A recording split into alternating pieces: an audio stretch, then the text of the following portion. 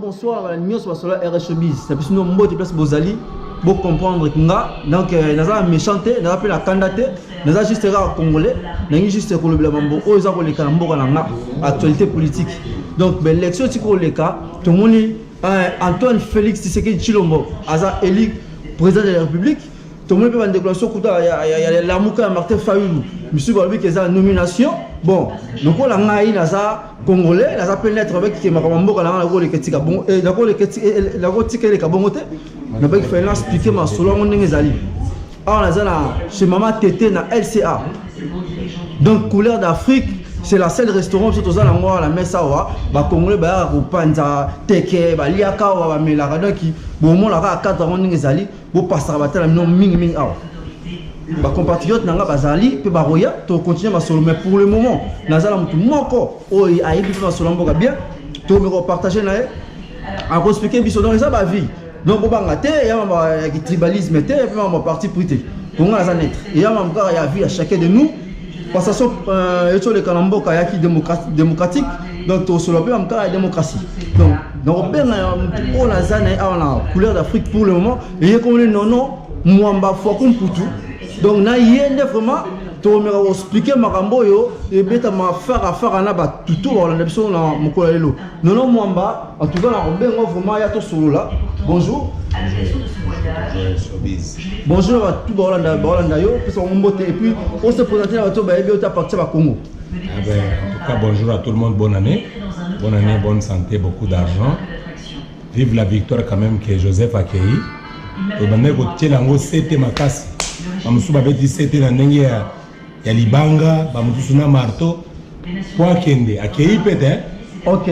To comme on a pour donc yo to so na mingi mamboza standing design bambavi. Yo expliquer biso.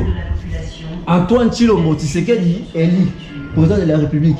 Yo un an on se paye la honte, on se paye la honte.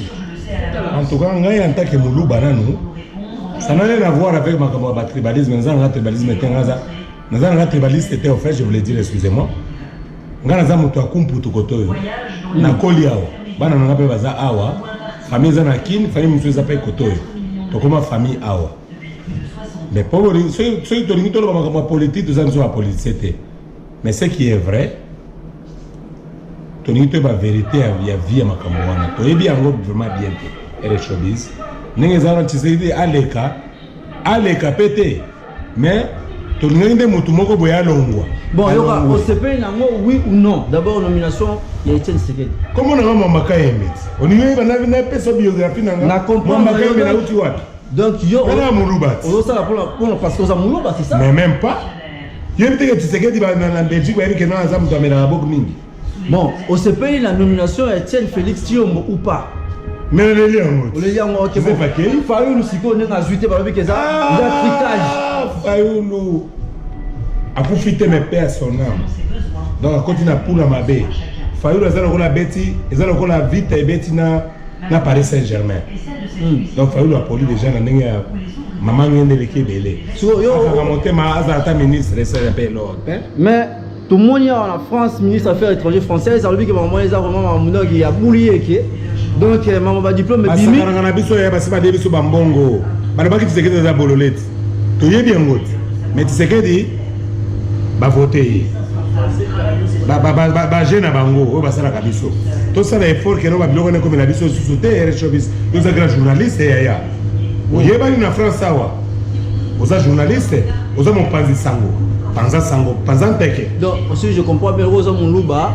Naza Moulouba pour la Tshisekedi, naza Moulouba pour le peuple congolais. Mais souffrir. Bandeko ya biso, na ebite que Congo bolingi le carbonaton ndengeni parce que le rôle la misusu bazawana, balobi que non par rapport ya Tshisekedi biso balouba to gagner. Alors les autres maintenant, tant la bango za. Na moni de bekota ki mabulu et kezaki nini donc obi marambu ya 32 ans ya Mobutu. Mais pour le moment les maréchals déjà morts, tout le monde va temps présent. Moi personnellement pour le Congo, le père Tshisekedi, le père, il avait dit le Congo, il avait dit le Congo, c'est juste un même camion, on change que des chauffeurs. Donc Tshisekedi ça fait partie des chauffeurs aussi. Donc Joseph fait partie, c'est Tshisekedi le chauffeur du camion. Non mais c'est quel camion il a été non. 207 d'accord. Yoka Félix Alobi. Joseph Kabila ndenge zawana a revendre na bien, a revendre tranquille, a protéger. Ça fait partie, il y a l'ancien président. Bon alors il va les protéger par rapport à quoi? Il va protéger... Parce qu'il y a ancien président Mboga. Ah bon? Selon la constitution, on dit que le sénateur a vu dans ce que les années par rapport à ça. C'est un théâtre. Congolais, au fond, la mise sur un théâtre, il y a Moulaï, et un théâtre, il y a un bactère. Basangisi bactère, surtout un théâtre, c'est un théâtre. Tout ça, on a Congo. On a plus 20 ans, hein. On a des enfants qui ont grandi, on les a tous, Boti Bangoawa. On vit bien, on gagne bien de l'argent, on gagne bien notre vie ici, mais on a aussi besoin d'investir au pays. Mais dans quel pays où il y a l'insécurité? Avec 100 $ à l'époque, quand moi j'étais, 21 ans à l'époque où j'étais jeune à Kinshasa, avec 100 $, on achetait toute la provision de la maison pour nourrir la famille. Et maintenant, c'est mort. C'est mort. Regardez, le monsieur qui est là, c'est un journaliste. Il se casse la tête pour savoir l'histoire du pays. Il m'a trouvé à l'improviste. Moi, je parle comme ça. Vous me voyez là, je suis en tenue c'est pas du wesh, hein. Merci au nouveau chef Tshisekedi, merci. Et là, c'était Nono Fakoum pour tout Zanayo, ok. Nous allons essayer aussi de parler avec nos compatriotes africains. J'ai un frère ici, c'est un Sénégalais, si je ne me trompe pas. L'alternance aujourd'hui au Congo, ça oblige. Donc aujourd'hui, il y a eu l'alternance dans notre pays. Dites-nous, quelle est votre opinion par rapport à ça? Vous dites quoi par rapport à ça? J'ai vu avec l'alternance au Sénégal, ça fait 5 ans, 6 ans, je ne sais pas, passé. C'est 5 ans passé. Voilà, avec Macky Sall et notre ancien président. Maintenant, ton avis par rapport à RDC? Ouais.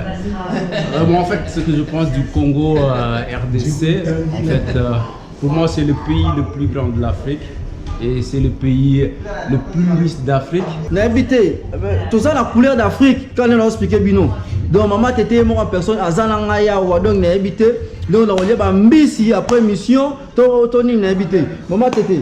Avinayo, Tomoni, Félix Tshilombo, élu président de la République, et ça, tricage ou bien les animaux? Bon, ça, le tricage, la logique, vraiment, Félix a été. Motaleki, Ezali Fayoum. Bon, la mboka on a ndeka basalaka to mesanga na biso et comment on a habitude hein. Bon, ngai au départ nazaki na mutayi DPS. Ta lingaki na Félix. Mais de fait que akangami kaka na caméra donc en tout cas la linga sur IDPS. Na mon vraiment à décevoir biso. Donc on comprend kaka mboka on ndenge zo tambola nango. Donc, mutu na mutu azolia kaka part na quoi. Donc, ça on comprend bien à venir à Congo Zaga dans les noirs. Exact parce que tant que en plus à l'objet à protéger toujours Kabila, quand on a l'homme changer, tes chauffeurs comme t'as changé. En tout cas, on a vu à maman tété, n'a vu que Azana biso pekaka, ceux qui idem sous ce poto là, au raison à plateau. Bon. De passer toujours le micro à tour de rôle à compatriotes de la région de Bissau. Nous avons un restaurant couleur d'Afrique dans le centre-ville à Metz. Ils ont un mot autour à l'ango. Ils ont un bien, n'est-ce pas bien? Ils ont un bêté. Ils appellent honorable. Nicolas Zalamaye. Soko boy, aucun pouvoir. Et talibito. Honorable. Voilà, j'ai lâché. Si, honorable Kayembe. Oui. Ah, ils ont gagné.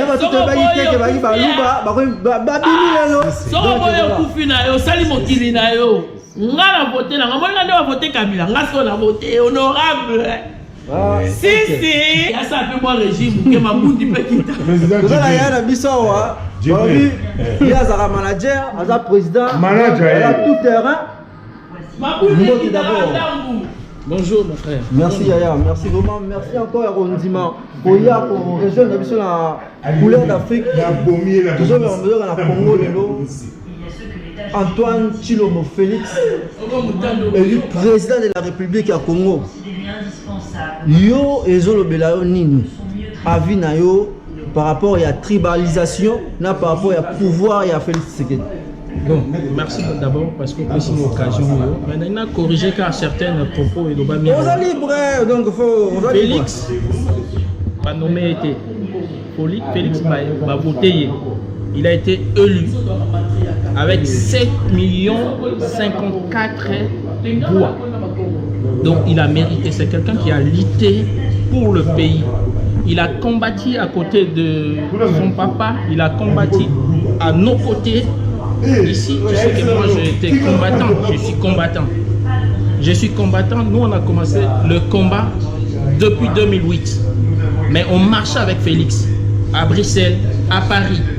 Donc, tout ce que les gens peuvent rencontrer, c'est ce qu'ils peuvent rencontrer. Mais nous, tout ce que moi je sais, il n'a pas été nommé.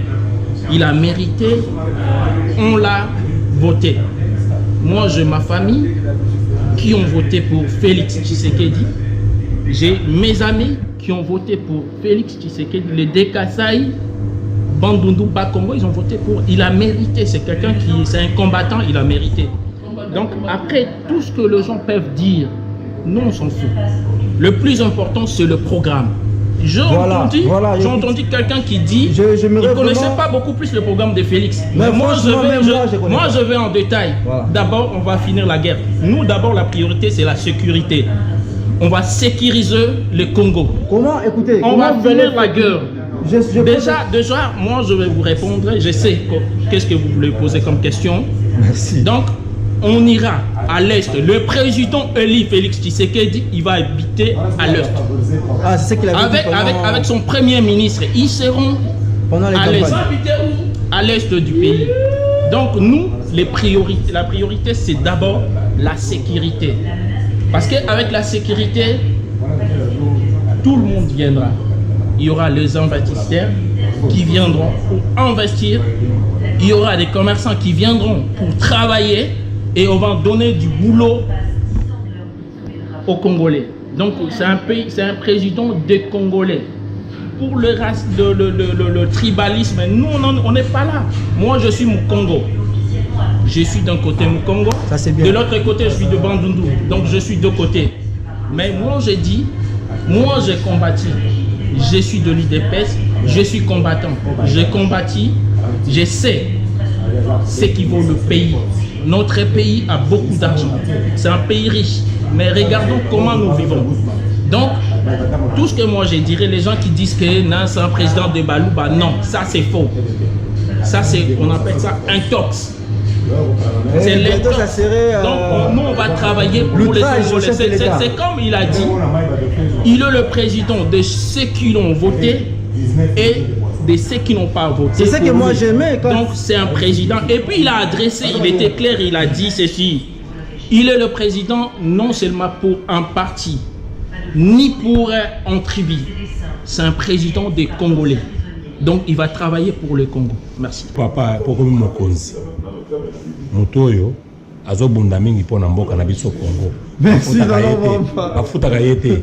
Mais kasi boka ni setane loko moko.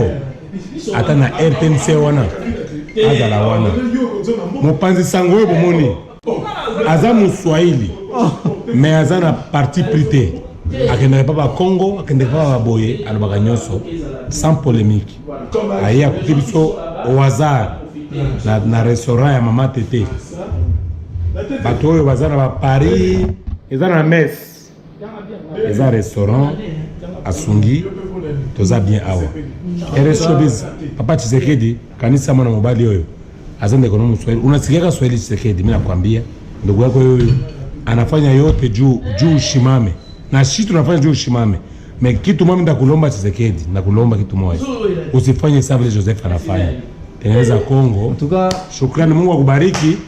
Mungu akubariki kabisa. Merci, asante mingi. Mafuta yo papa. Osara ukenda na mboka ebele na étranger. Pour osara ka pour Congo. Et puis samedi to zalana kozanga te to sola bino. Bon voilà, nous sommes arrivés à la fin de cette émission. Les actualités qui est obligé le col à la congolais. Oyo to saka paix. Ils ont donné IDPS. Il y a un tiango pour la esengo ya mboka. Voilà, depuis papa Tshisekedi la kufa, na lata déjà mon mutu et a mingi pour la mémoire na ye. Mais je suis pas de l'IDPS, ndenge ba parti pris les alliés bazo bomana. Ngana zali na katikati ko na luka unité ba tumoko. Toza ba bomoko, Congo zaki eza bomoko, Mobutu atika so bomoko. Sans cela mais to kabwana kala. Donc toza quand même un pays où to peut ça exemple, toza exemplaire en Afrique.